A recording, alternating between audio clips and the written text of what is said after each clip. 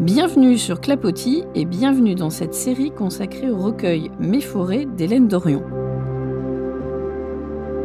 Aujourd'hui, c'est un épisode exceptionnel que vous allez pouvoir écouter car deux de mes élèves de première, Mathilde et Arthur, ont eu la chance, à la fin du mois de novembre 2023, de rencontrer notre poétesse québécoise qui participait à une conférence à Paris avec de nombreux lycéens. Alors, à vos écouteurs, car les points abordés par Mathilde et Arthur, rythmés par les propos d'Hélène Dorion, vont vous permettre sans aucun doute d'enrichir vos connaissances sur le recueil.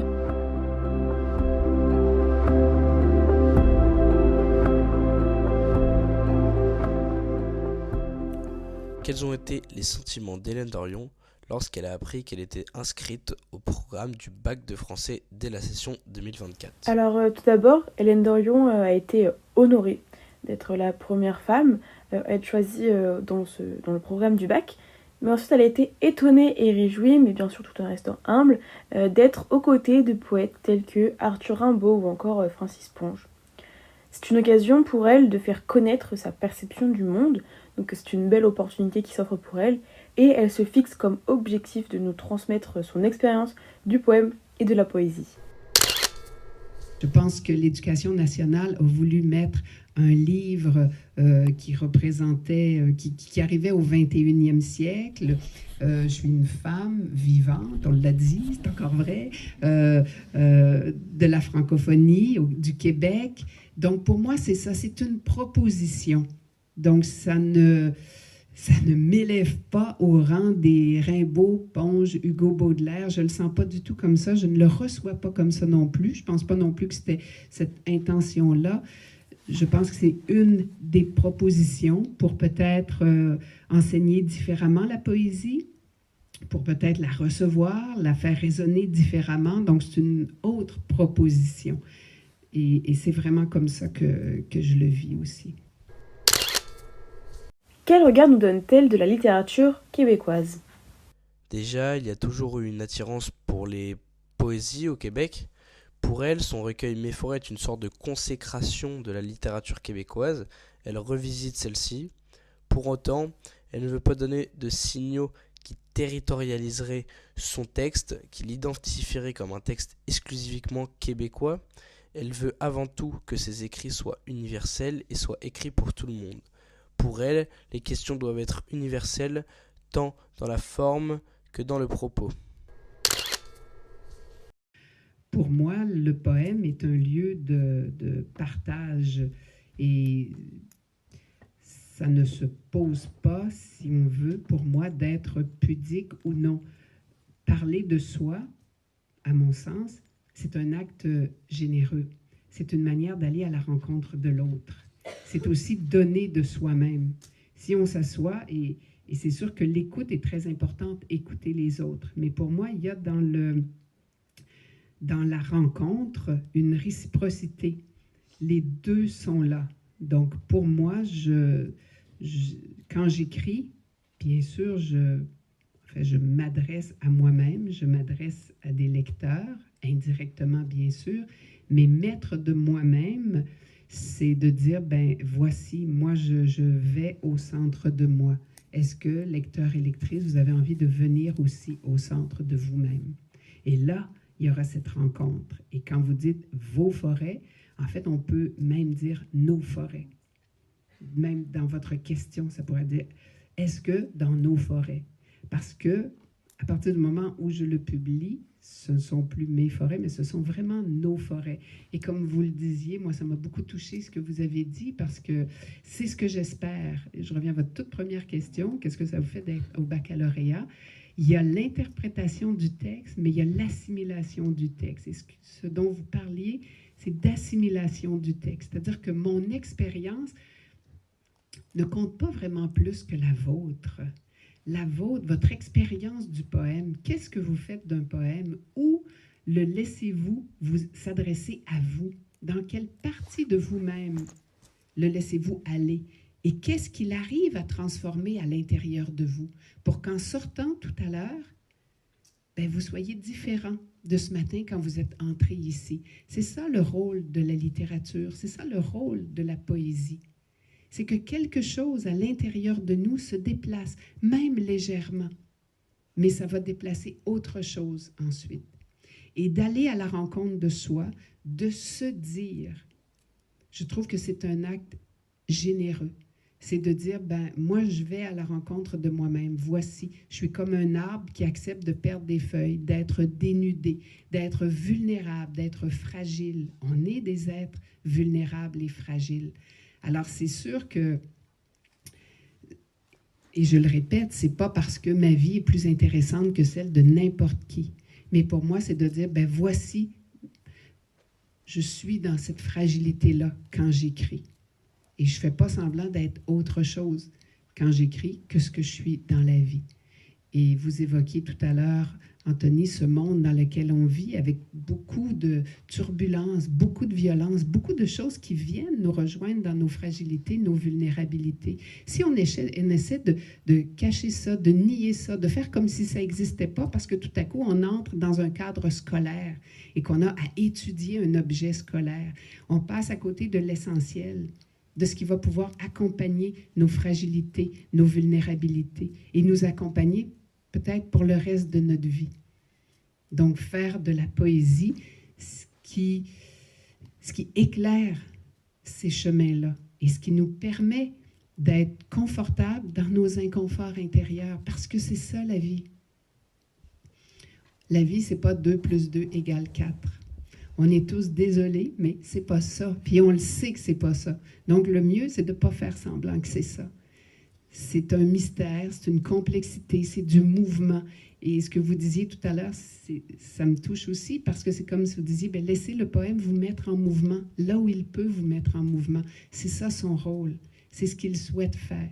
Alors, laissons-le entrer à l'intérieur de nous. Donc, moi, j'essaie de le donner de telle sorte qu'il puisse susciter exactement un élan comme ça. Pourquoi a-t-elle basculé de la philosophie à la poésie? Alors, tout d'abord, pour elle, le passage d'une discipline à une autre n'a pas été négatif. Car dans la philosophie, elle y trouvait une forme d'abstraction, mais il lui fallait trouver un corps, une forme de sensualité du cœur. Et en effet, dans la poésie, les êtres humains touchent, ressentent et voient avec leur corps et leur langue. À votre âge, j'ai découvert la philosophie. C'est-à-dire, j'ai découvert un lieu qui me permettait d'aborder le monde à travers l'émerveillement, à travers le questionnement, et qui embrassait mon désir de connaissance, mon désir de savoir. Alors, je suis allée en philosophie, et en fait, je ne savais pas. Et j'aimais ne pas savoir. Parce que très souvent, on veut qu'on décide, puis qu'on sache exactement, puis qu'est-ce qu'on va faire. Et moi, je résistais beaucoup à ça. Je ne me sentais pas prête à choisir. J'avais envie d'explorer. J'avais envie de pouvoir me promener dans des champs. Alors, j'ai décidé d'aller à l'université en philosophie un petit peu plus tard après ça. Parce qu'au collège, j'ai découvert la philosophie. J'ai adoré ça. J'avais un professeur et pendant toute la session, on se demandait qu'est-ce que la philosophie. On peut aussi se poser la question, Hélène Dorion a grandi dans les forêts, mais pourquoi est-elle attirée par elle? Dorion entend dans la forêt puisqu'elle est née à Québec et elle vit depuis petite. Elle a choisi de vivre dans les Laurentides car omniprésence de la forêt, et c'est dans la forêt qu'elle trouve ses réponses à ses questions. Elle vit à la fois dans un pavillon qui donne sur une falaise mais aussi en plein Montréal, ce qui lui permet d'avoir cette double vision du monde, celui en accord avec la nature et celui en accord avec le monde moderne. Donc, la nature apprend à se transformer et est donc dans la métaphore de ce qu'on vit. Donc, Hélène Dorion a écrit son recueil depuis 2018 dans son studio en pleine forêt. Elle a passé son confinement dans les forêts car ne pouvait pas voyager, donc elle s'est éloignée de la réalité et du chaos du monde. Quand j'étais enfant, mon père m'amenait au ski en montagne, donc très tôt j'ai connu ce qu'est la montagne et donc déjà une forme de forêt, déjà un lien très fort à la nature, parce que c'est surtout ça, d'abord et avant tout, dont il est question. Ensuite, j'ai quitté Québec pour les Laurentides, qui est une région, oui, en forêt, avec énormément de lacs aussi. Et quand j'ai quitté Québec pour cette région, je me suis rendu compte combien le lien à la nature était important, combien il avait à m'apprendre aussi. Donc, quand j'ai habité dans les Laurentides, j'ai vu à quel point ce rapport à la nature, donc au monde du vivant, était important et pouvait répondre aussi à certaines questions. Les transformations qu'on vit comme être humain, à partir quand même du moment où tout à coup on commence à être conscient que la vie nous est donnée, qu'on a un parcours devant nous, qu'on va avoir un travail, une famille peut-être, des amis, des amours, des écueils, qu'il va y avoir toutes sortes de choses devant nous. À partir de ce moment-là, on sait qu'on entre dans un cycle qu'on appelle, oui, la vie, mais un cycle qui est aussi fait de transformation, qui est aussi fait de saisons. Quand j'ai habité dans les Laurentides au début, ce que j'ai le plus remarqué, c'est combien la nature avait à m'apprendre de ces transformations. Je voyais les saisons très marquées. Alors l'été, bien sûr, avec toute la renaissance du printemps, le fait de vivre très fortement dans la lumière. Et ensuite, la lumière qui descend un peu et on arrive vers l'automne qui se prépare à aller vers l'hiver, qui est une forme de dénuement. Et c'était comme une sorte de miroir, une sorte de métaphore de ce qu'on vit. Je peux dire de ce que je vis, mais je pense qu'on le partage, de ce qu'on vit comme être humain. On a des saisons intérieures et des fois même dans une seule semaine ou une seule journée, on passe d'une saison à l'autre. Donc, il y avait toute une parole qui était là dans le monde du vivant, toute une leçon aussi qui était bien présente. Quels sont ces engagements écologiques? Sont-ils fortement marqués? Alors tout d'abord, il y a eu des incendies au Canada qui l'ont énormément bouleversé comme tout le monde. Les arbres ont une parole. Le monde du vivant a toujours quelque chose à dire. Et on est en train de le détruire. C'est pourquoi tout écrivain doit être engagé vers soi-même, puis vers les autres. Pour Hélène Dorion, il faut être engagé pour aider la Terre et le monde vivant. Il y a plusieurs sortes d'engagements, qu'ils soient petits ou grands, de différentes façons. On parle souvent de, disons, la problématique écologique. Dans la problématique écologique, nous, l'humain, on exploite ce qui est là. Donc, nous, on prend la parole devant la terre et on dit, voici ce que je vais faire de toi, voici comment tu peux me servir, voici comment. Donc, on a la parole très dominante, en fait. Et c'est vrai, comme vous dites, qu'en écrivant ces poèmes, c'était pas voulu, mais l'effet est là. Et c'est l'intérêt, d'ailleurs, de ces rencontres-là, c'est que j'apprends autant sur ce que j'ai écrit que je peux donner certaines indications.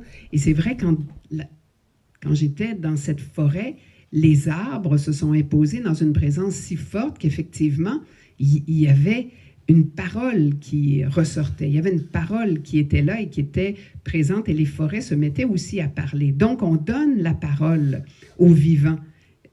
Le monde du vivant a quelque chose à dire. En fait, c'est un dialogue qu'on doit instaurer avec la nature et cesser un peu d'avoir cette parole dominatrice et de dire « voici ce que je vais faire de toi ». Et tout à coup, dans ces moments-là, c'est vrai que la nature nous a dit « voici ce que je peux faire de toi ». Petit être humain fragile, vulnérable, à un petit virus invisible. Donc, voici ce que moi, je peux faire de toi. Et donc, entrer dans la forêt, dans le monde du vivant, en lui laissant la parole. Ça, c'est pour moi extrêmement important. Pour moi, être écrivain, c'est forcément être engagé. Dès qu'on prend la parole, dès qu'on habite sa propre parole, on est engagé. On est engagé d'abord vers soi et ensuite vers l'autre, vers les autres. La poésie, aujourd'hui, je pense, est de toute manière un acte de résistance. C'est quelque chose qui est hors langage de discours, hors cette parole, disons, de tension entre tout est noir et tout est blanc. Donc, on est dans une sorte on est dans l'incertain, on est dans le doute, on est dans la mobilité aussi. Hein? La poésie, c'est pas quelque chose qu'on peut fixer puis dire voici, c'est pas 2 + 2 = 4. Et cet inconfort est très sain, je pense, parce qu'on vit dans un monde où il y a beaucoup d'inconfort, il y a beaucoup de mouvements, beaucoup de bouleversements. Donc, la poésie est un peu le témoin de tout ça. Maintenant, pour l'engagement, c'est parce que quand on dit engagement, très souvent, on entend quelque chose de politique. on va manifester, on signe des pétitions, on fait tout ça. Il m'arrive d'en signer, bien sûr, mais je pense qu'il y a plusieurs façons d'être engagé. Et il faut aujourd'hui qu'il y ait plusieurs manières d'être engagé. D'abord, engagé vis-à-vis soi-même, dans sa propre vie, mais écrire de la poésie, et là, bien sûr, je le mesure avec le baccalauréat. Donc, ce livre qui n'avait pas été écrit, évidemment, pour être inscrit au baccalauréat, mais tout à coup, cette parole, qui est une parole, oui, engagée pour aimer la terre, pour aimer le monde du vivant, et je crois profondément que ce qu'on aime, on cherche à le préserver, on cherche à en prendre soin. Si on n'a aucun lien à quelque chose ou même à quelqu'un, on a beaucoup moins de chances de vouloir en prendre soin que quelqu'un qu'on aime ou quelque chose qu'on aime. Donc, si on peut revisiter, refaire, reconstruire notre lien au vivant, oui, aller près de lacs, d'océans, de forêts, mais pas besoin d'aller au bout du monde non plus. Ici à Paris, il y a des parcs, il y a des arbres, il y a tout ça. Donc, c'est là, c'est dans notre quotidien aussi. Même l'eau qui sort d'un robinet, ben, je veux dire, ça vient de quelque part aussi, évidemment, à la source de tout ça. Donc, on est lié, on a besoin d'être lié à ce monde du vivant. Donc, cet engagement, pour moi, il est dans la littérature. Il se trouve dans l'écriture et dans tout ce dont ça peut témoigner. Là, j'ai évidemment le privilège que ce livre-là passe vers des générations qui ont quand même ces préoccupations-là en main, avec énormément de problèmes, énormément de soucis, énormément de passages nuageux qui traversent quand même. Et j'espère que ça peut porter un espoir, parce que quand on entend certains discours, on dirait qu'il n'en reste pas beaucoup, on dirait qu'il n'y a pas grand-chose à faire. Moi, je crois profondément que tant que la vie est là, tant qu'il y a du mouvement, tant qu'on a la capacité de changer des choses, on a la capacité de changer les choses. Alors, j'espère que ce livre puisse porter aussi cet amour de la terre, ce désir aussi de s'engager à sa manière pour préserver ce qui est là et changer les choses, changer des structures, changer les manières de voir. Et je remonte un peu, mais déjà le fait de mettre ce livre-là au programme est déjà une façon de changer quelque chose dans une structure qu'on peut dire rigide, mais pas tant que ça, puisque voilà, c'est là et que je suis là pour discuter avec vous aussi de poésie, de forêt, de ce monde-là et de tous les bouleversements qui sont dans nos vies. Hélène Dorion écrit en vers libre. La forme poétique est aussi libre. Donc, quelle est la place de la sonorité dans son recueil ? C'est très important. Elle doit donner au poème une musicalité. Elle se veut libre comme le poème qui doit rester poème, donc libre aussi. Parler de la sonorité, c'est aussi parler des blancs dans les vers, partie intégrante du texte. Dans l'espace sonore, le silence a sa façon de se faire entendre.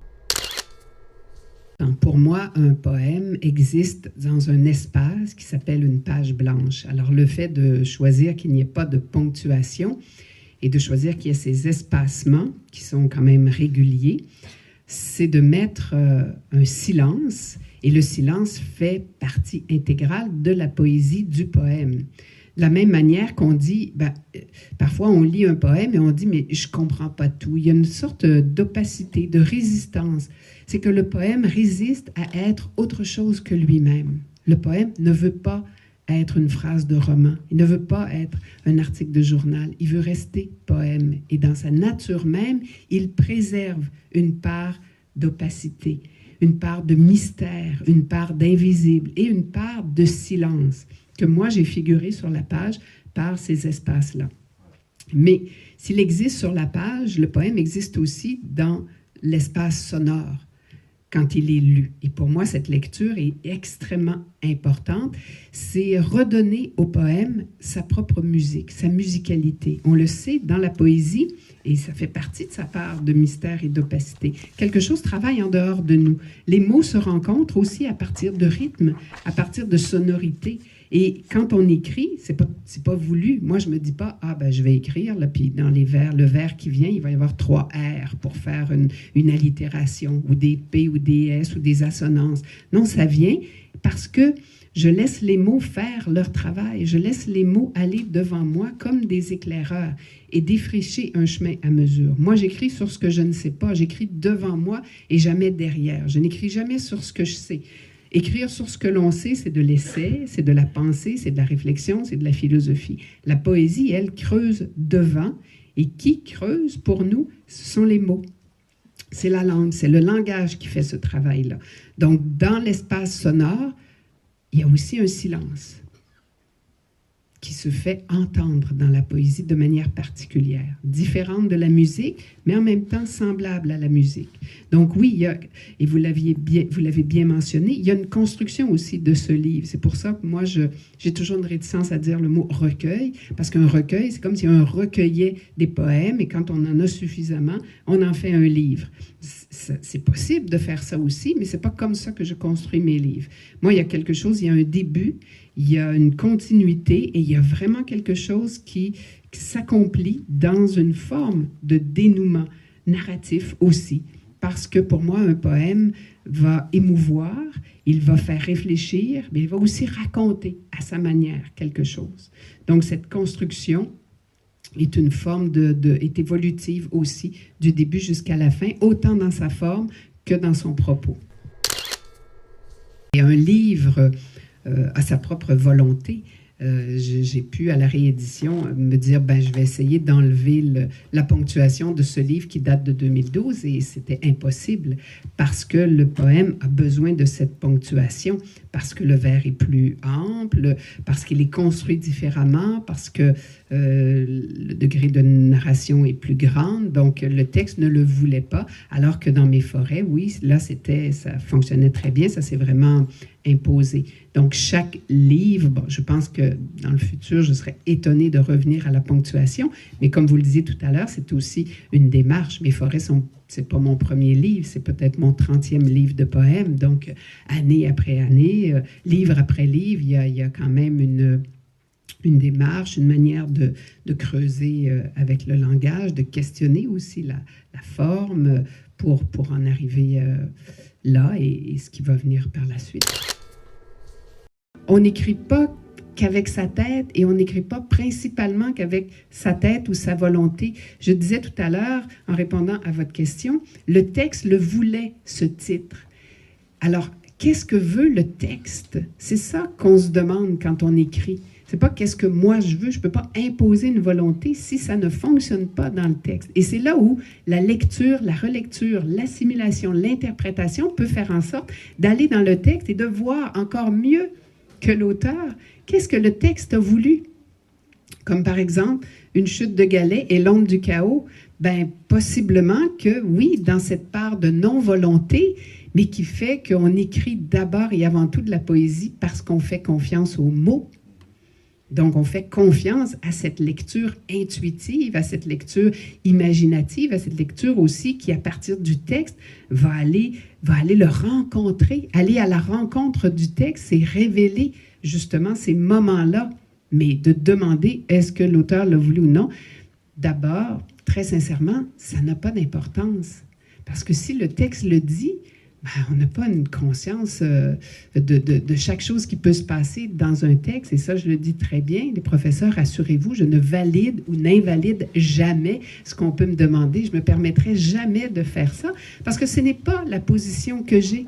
Je n'ai pas la position de lecteur, de lecture interprétative que les professeurs ont. Je n'ai pas non plus leur capacité de lecture. Ce n'est pas ma position et ce n'est pas ma tâche non plus de faire ça. Ma tâche, mon éditeur me le dit souvent, toi, ton travail est déjà fait, en fait. Moi, c'est déjà fait. Donc, si je deviens plus consciente de certaines choses, c'est parce qu'on me les apprend comme ça. Et je trouve ça merveilleux. Et ça s'appelle le dialogue. Fructueux, d'ailleurs. Alors, voilà, merci à vous de le souligner. Quelle est vraiment la place des femmes dans les poèmes d'Hélène Dorion? Alors, elle leur rend hommage aux poétesses du XIXe siècle, méconnues à cause d'écrivains masculins mis davantage en valeur.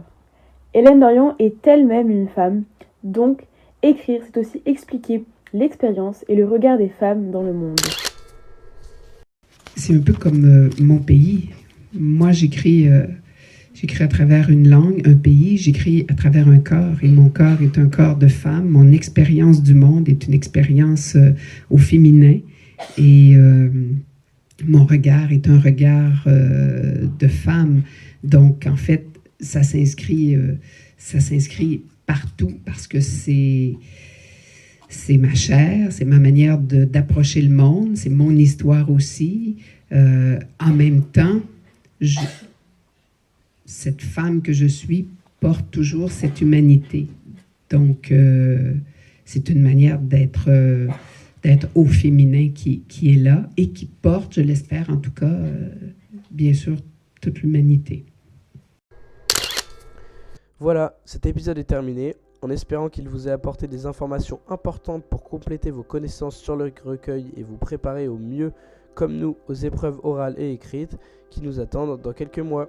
Merci pour votre écoute. Merci pour votre écoute.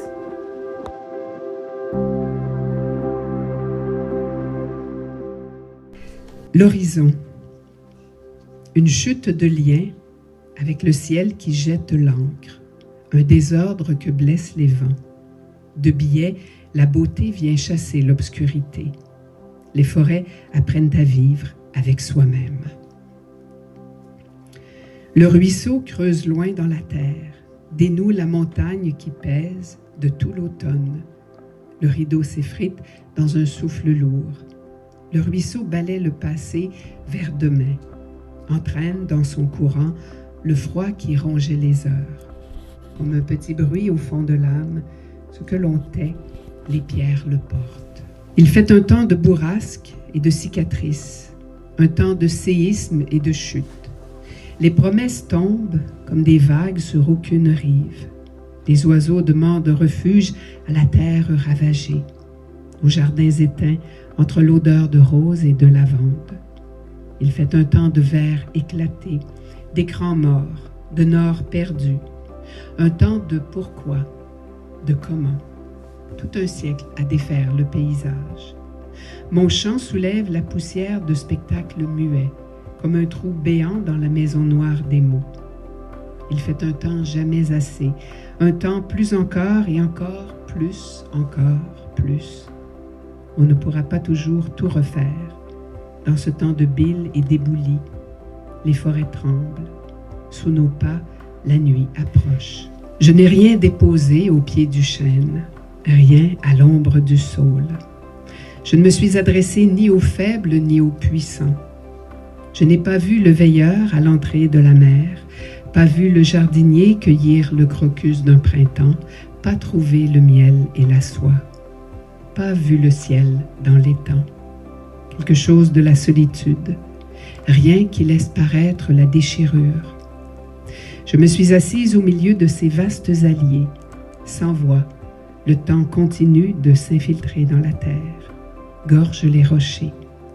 Le pas des animaux s'accorde à la lumière. Par la lenteur du monde, je me laisse étreindre. Je n'attends rien de ce qui ne tremble pas.